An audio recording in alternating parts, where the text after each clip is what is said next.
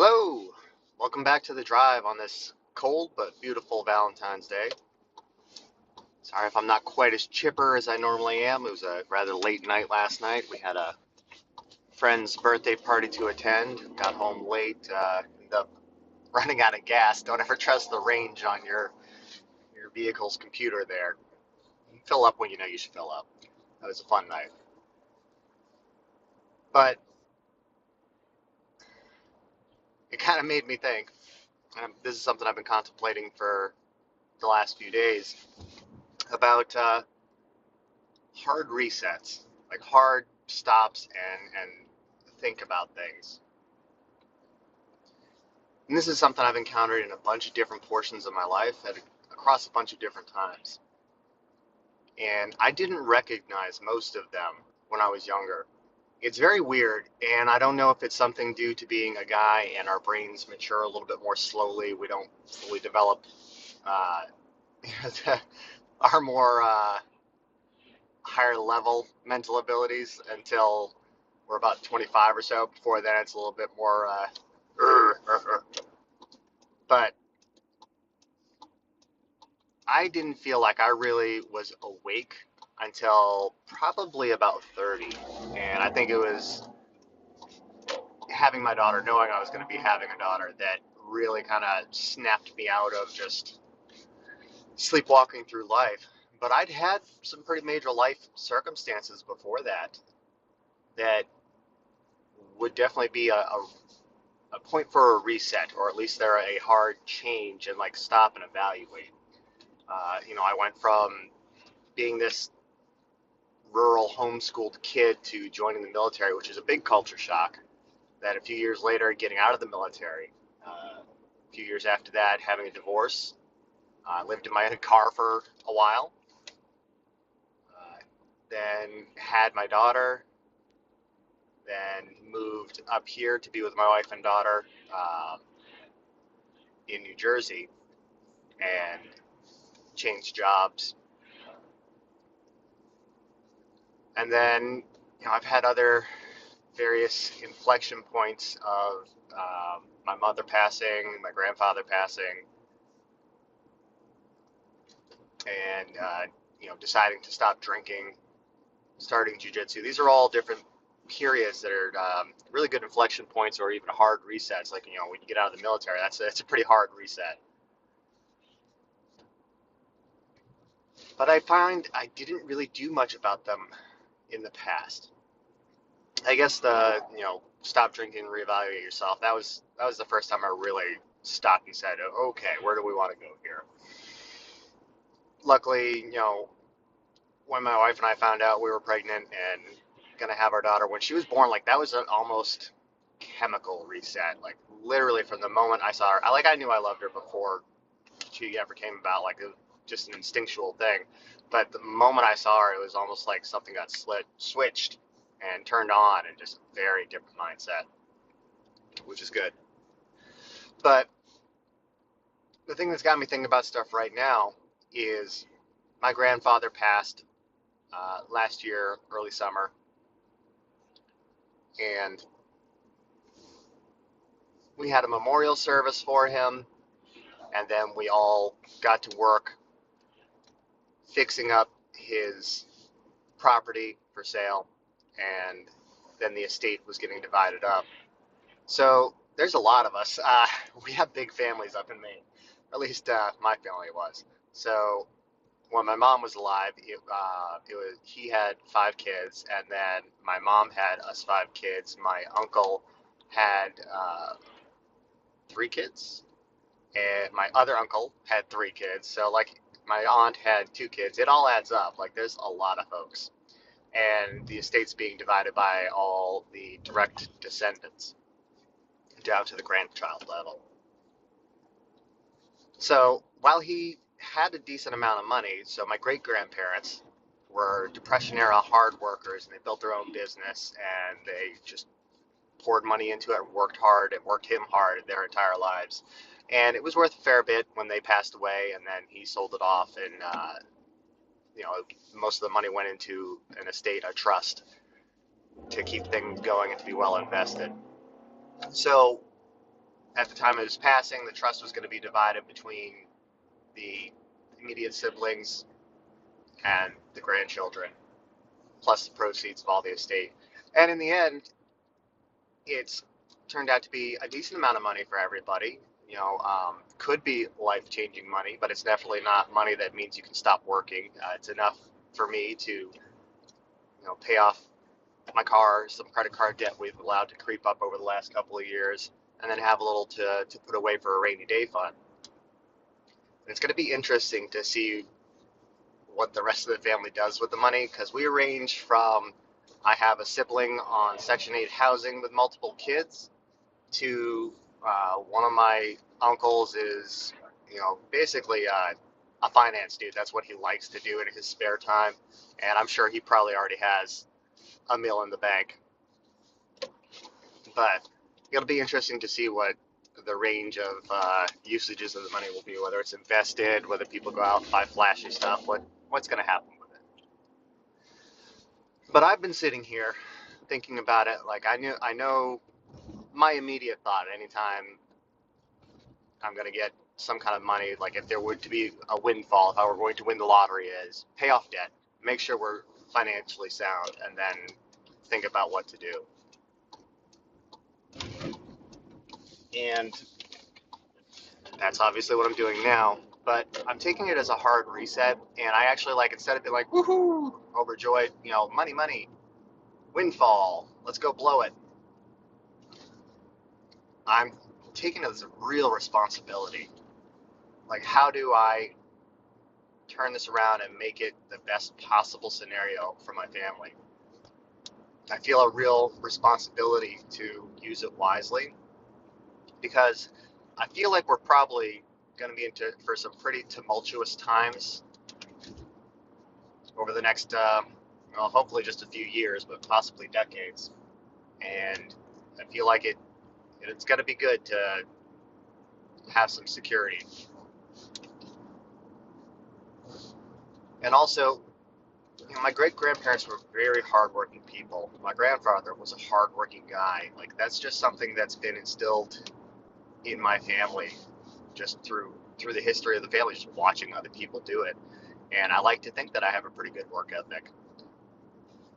And I don't think money is valuable for money's sake. I don't even really think it's terribly valuable for all the possessions it can buy you. But if you sit back and think about it, money is us literally exchanging our life, our periods of our life. Like, I don't want to go to work for 9+ hours to sell car parts. It's really boring. Don't really enjoy it, but I found ways to try to improve myself while doing it. But that's time I'm investing. That's me. That's lifetime that I'm investing that I could be spending with my family or pursuing the things I like jiu-jitsu. And you can't. You have to be financially independent to be able to do those things full time, and I'm not. But money is basically showing what am I willing to exchange my life for? What is the value of it by the hour? So when I found out that there was going to be some money passed down to me, I wasn't expecting anything. I always assumed that, I knew there had been money a couple generations back, and now it was passed down to my grandfather, and I figured it would be gone before it got down to my generation. But now I feel like there's a responsibility of this is multiple generations of lifetime exchanged here. And how would it be best served to honor that? So I'm using this as a real, a hard reset point to sit back and think about and examine where do I want to go in the future? What do I want for me? What do I want for my daughter, my wife? How do we want to live our lives? How can I best enable that? And it's weird. I figured this would be a much more, getting a decent sum of money would be a really exciting thing. And I'm really taking much more as a, oof, this is heavy. This is a burden. I have to do this wisely. I'm not, upset about it, but I definitely am not running around like a little kid, wanting to just, blow money all over the place. And I think while this is a relatively unique circumstance, I mean, hopefully for most people, you don't have deaths in the family that you have to have these kind of thoughts, but it sucks that it takes a death to bring about these circumstances. But there are definitely other points in life where you can get these kind of hard reset moments. And I think that while I mentioned like the military, like coming out of the military, I was a grunt. There's not a whole lot of transferable skills, like directly transferable skills that come out of that. It's not like you learn something in computer sciences or you have a very unique nuclear engineering skill set, not coming out as a grunt. You're basically qualified to be a security guard or a janitor. You do gain a lot of intangible skills, character skills, but it's not the kind of stuff you can necessarily enumerate on a resume or a CV. So for me, that was a hard reset. I came out and I had really pretty much nothing to show for it. Wasn't smart with my money, had never really been taught that. Uh, was married very young and was with my first wife at the time. And we didn't make great financial choices. So that was a point where, switching careers is definitely a hard reset. And we changed states at the same time. So it was a lot of big moves. But I just didn't really put much thought into it. It was really kind of still just drifting along in life. But I find I'm much more able to recognize these points as I've gotten older. I think just having some life experience and knowing that, this is what happened in the past. Oh, I could have done this or that will help you carry on in the future. And I don't know if there's a way to wake yourself up to recognize that stuff when you're young or not. Hope so. Hoping I can help my daughter do that if she ever runs into these points in her life. But probably one of the most accessible reset points that I can give you is go train jujitsu and go compete. And competing is a very tough thing. I don't like it. It doesn't feel good, uh, but it's extremely valuable, and I really enjoy what I'm able to dig out from it afterwards. Because I use jujitsu as a framework to build my life on, to self-examine, to work as a lab to experiment with myself and see what I can pull to the surface and then deal with. Competition just accelerates that. It really puts you in a pressure cooker. And it's funny because just go to roll at a different gym and you're going to get basically the same experience, a little less risks. People are still going to be probably not gunning for you quite as much as they would in competition, but you have that same unknown and rolling with people you don't know. You have no idea what levels to expect. But when we do competition, we really kind of put some more extra pressure on ourselves and build it up in our heads. At least I do. And you work really hard up to it. You get to the day of, and it's a lot of nerves. I joke about how many times I poo that day, but it's definitely above the normal amount. A lot of nerves and a lot of nervousness until the moment you step on the mat. And for me, the moment I put foot on the mat, it clears away. And I'm just seeking that match and trying to do my best in it. And I'm still working on that. I have a losing record in competition. I won one match in an inter-school tournament, but not on any organized group tournament yet.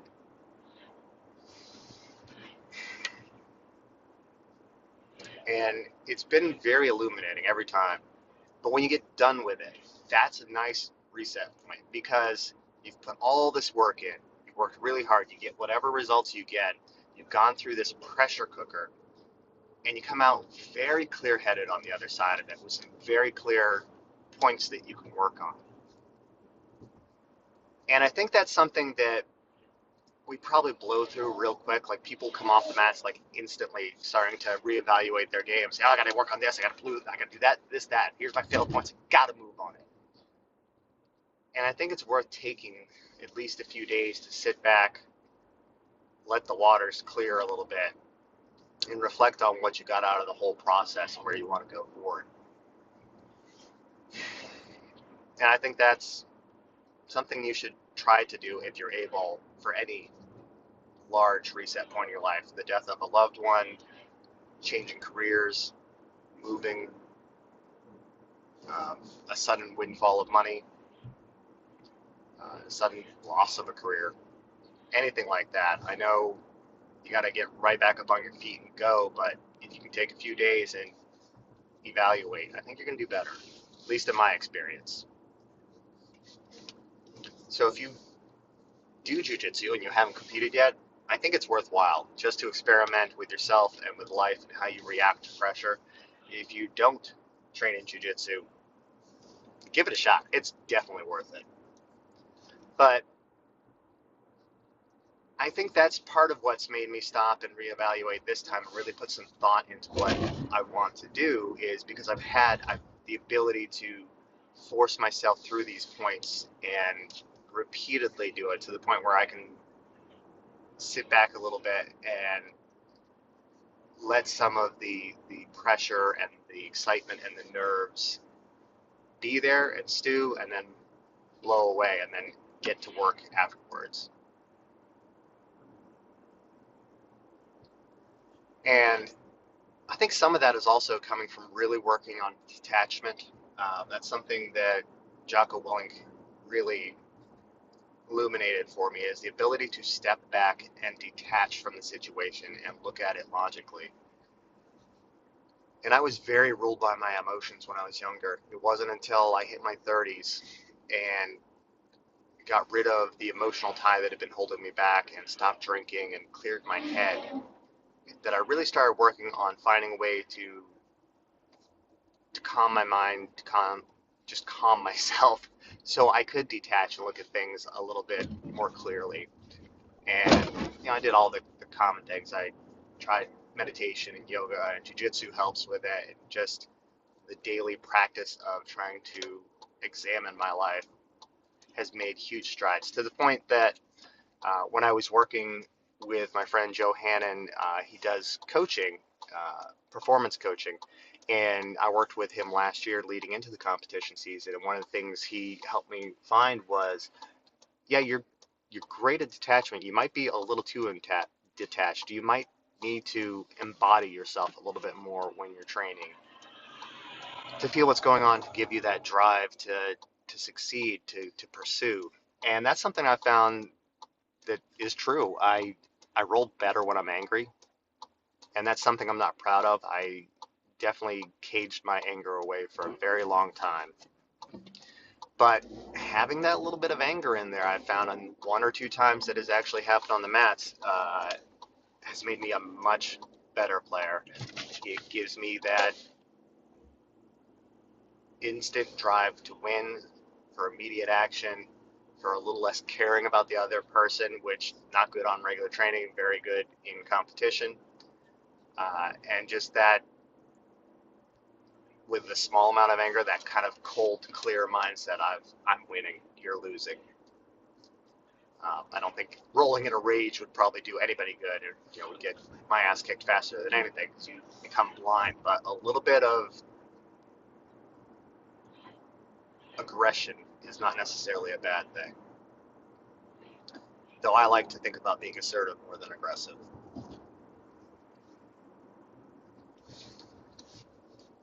But these are all things I've found through putting myself through hard things and then having a reset point and some time to consider. And I kind of wish I could go back and make myself do that when I was younger, because boot camp, especially, I was a Marine. At the end of it, they have something called the Crucible, which is just a multiple day, low sleep, low calorie, intense period of training, and just a crap ton of hiking and some obstacles and group exercises and stuff. And like it gets you pretty emotional. I was in tears when they had the ending ceremony for it, and I haven't felt like that too many times since. The birth of my daughter is the closest emotional thing I can think of. And then you have your graduation, and you go on post training leave, and that would have been a good time to sit back and evaluate and prepare for the next 4 years, but I didn't, and I just didn't have any experience to base it on that.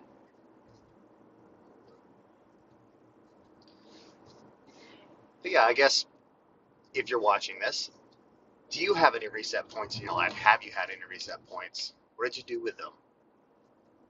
What do you plan to do if you can foresee a reset point? Unfortunately, we all have had or do have people who raised us and who will pass, or people who have been influential to us who will pass. Um, Hopefully you do. I know there's some people who've had some very, very rough life circumstances that left them pretty much without those things. But what will you do when the people you care about pass? How will you handle it?